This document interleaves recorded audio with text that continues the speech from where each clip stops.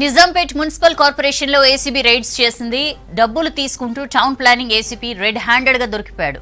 దాదాపు గంటకు పైగా ఏసీపీ శ్రీనివాసరావును ఏసీబీ అధికారులు విచారించారు. ఓ అక్రమ నిర్మాణానికి సంబంధించి మధ్యవర్తి ద్వారా 1,50,000 తీసుకుంటుండగా పట్టుకున్నారు. డీటెయిల్స్ తెలుసుకుందాం. అజయ్ మనతో జాయిన్ అవుతున్నారు. అజయ్, శ్రీనివాసరావుని ఏసీబీ రెడ్ హ్యాండెడ్ గా పట్టుకున్నట్లు తెలుస్తోంది. ఏంటి ఈ రైడ్స్ కి సంబంధించిన డీటెయిల్స్? సౌజన్య, తెలంగాణలో కాంగ్రెస్ గవర్నమెంట్ ఫామ్ చేసిన తర్వాత పెద్ద ఎత్తున ఏసీబీకి సంబంధించిన అధికారులు వివిధ శాఖల్లో అవినీతికి పాల్పడుతున్న అధికారుల భర్తం పడుతున్న సిట్యువేషన్, అన్ని శాఖలకు సంబంధించి ఇప్పటికే ఏసీబీ అధికారులు వరుసగా సోదాలు చేస్తున్న సిట్యువేషన్, రెడ్ హ్యాండెడ్ గా అధికారుల్ని పట్టుకుంటున్న పరిస్థితి కూడా మనం ఇటీవల కాలంలో చూస్తున్నాం. తాజాగా నిజాంపేట మున్సిపల్ కార్పొరేషన్ పరిధిలో ఏదైతే అసిస్టెంట్ సిటీ ప్లానర్ గా ఉన్నటువంటి శ్రీనివాస్ అక్కడనే చెన్నపట్నం శారీస్ సంబంధించిన ఒక అడ్వర్టైజ్మెంట్ సంబంధించిన హోర్డింగ్ తో పాటు అక్కడే టీ స్టాల్ ఒకటి సంబంధించి ఆ రెండింటిని, అంటే ఇటు హోర్డింగ్ ని తొలగించకుండా ఈ టీ స్టాల్ సంబంధించి దాన్ని డిస్మాంటిల్ చేయకుండా ఉండాలి అంటే 1,50,000 బ్రైబ్ ఇవ్వాలి అంటూ డిమాండ్ చేస్తున్న నేపథ్యంలో ఈ వ్యవహారానికి సంబంధించి, ఎందుకంటే ఇటు హోర్డింగ్స్ అడ్వర్టైజ్మెంట్స్ సంబంధించిన హోర్డింగ్స్ ఏర్పాటు చేయాలి అన్న కూడా నిబంధనల ప్రకారం కొన్ని అనుమతులు తీసుకోవాల్సి ఉంటుంది. దాంతోపాటు ఈ రోడ్ సైడ్ ఫుట్పాత్స్ పైన షాప్స్ ఏర్పాటు చేయాలి అన్న కూడా స్థానికంగా ఉన్నటువంటి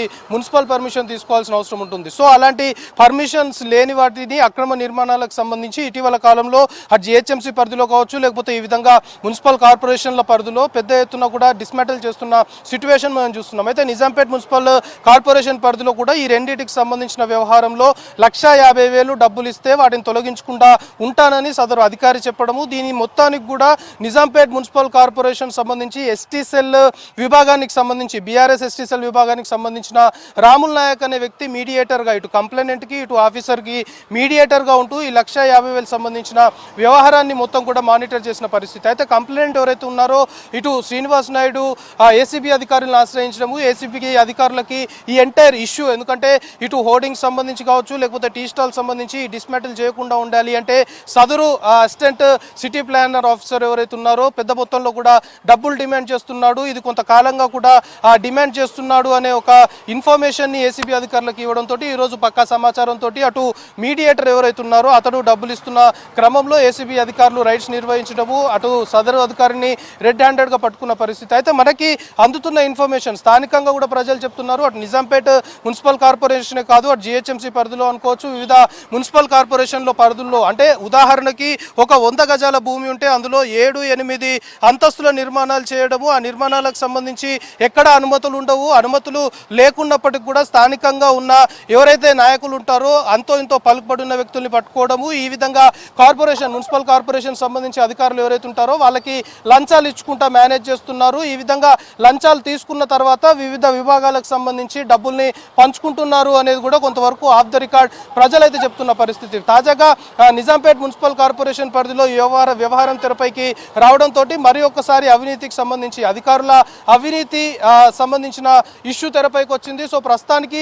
ఈ కేసుకు సంబంధించి మాత్రము అటు సదరు అధికారితో పాటు ఎవరైతే మీడియేటర్ గా వ్యవహరించినటువంటి బీఆర్ఎస్ నిజాంపేట్ ఎస్టీ సెల్ సంబంధించిన రాముల్ నాయక్ ఇద్దరిని కూడా ప్రస్తుతానికి మెజిస్ట్రేట్ ముందైతే హాజరుపరిచారు. ముఖ్యంగా స్థానికంగా ఉన్న బీఆర్ఎస్ లీడర్లు కొన్ని ఏరియాస్ సంబంధించి ఇప్పటికీ కూడా ఇలాంటి యాక్టివిటీస్ కి పాల్పడుతున్నారు. ఎందుకంటే మొన్నటి వరకు బీఆర్ఎస్ గవర్నమెంట్ ఉంది. సో ఆ గవర్నమెంట్ ఉన్నప్పుడు విచ్చలవిడిగా యథేచ్ఛగా అధికార దుర్వినియోగం, అటు ఒకవైపు అధికారులతో కలిసి ఆ లీడర్లు కూడా చేశారు అనే ఆరోపణలు ఉన్న నేపథ్యంలో ఇప్పుడు కాంగ్రెస్ గవర్నమెంట్ వచ్చిన తర్వాత ఒక్కసారిగా అధికారులకు సంబంధించి అవినీతికి ఎవరైతే పాల్పడుతున్నారు అనే దానికి సంబంధించిన ఇప్పటికే చిట్టా కూడా ప్రభుత్వం చేరుకున్న నేపథ్యంలో, దాంతోపాటు ఈ విధంగా లోకల్గా కొన్ని కార్పొరేషన్లు అనుకోవచ్చు, కొన్ని శాఖలకు సంబంధించి రెగ్యులర్గా అవినీతికి ఎవరైతే పాల్పడే అధికారులు ఉంటారో వాళ్ళకి సంబంధించిన ఇన్ఫర్మేషన్ కూడా ఇప్పటికే ఏసీబీ అధికారులు తీసుకున్నారు. సో అందుకు అనుగుణంగానే ఎవరైతే అవినీతికి పాల్పడుతున్నారో వాళ్ళపైన వరుస దాడులు నిర్వహిస్తున్న సిట్యువేషన్ అయితే ప్రస్తుతం కనబడుతుంది. సో మొత్తానికి ఇంకా చాలా చోట్ల ఇలాంటి అధికారులు చేతివాటం ప్రదర్శిస్తున్నారు అనే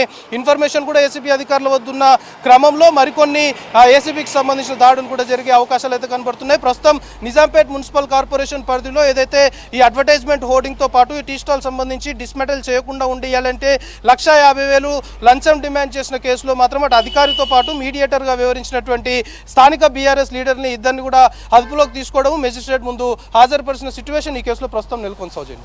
రైట్ అజయ్, థ్యాంక్ యూ.